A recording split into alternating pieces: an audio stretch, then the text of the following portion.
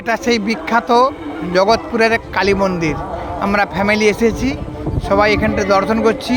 কি অপূর্ব মহিমা! সত্যি কারুকার্য চোখে না দেখলে উপলব্ধি করা যাবে না। জগৎপুর লক্ষায় পরে কালী মন্দির, খুব সুন্দর কারুকার্য, যেন দক্ষিণ ভারতকে ছাপিয়ে যাবে। এটা জগৎপুরের কালী মন্দির। মা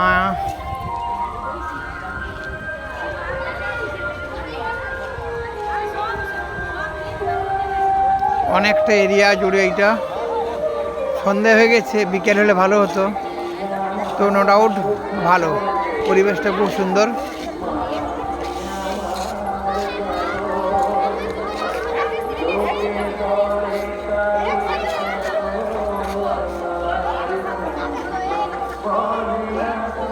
আমার ছেলে ছুটছে।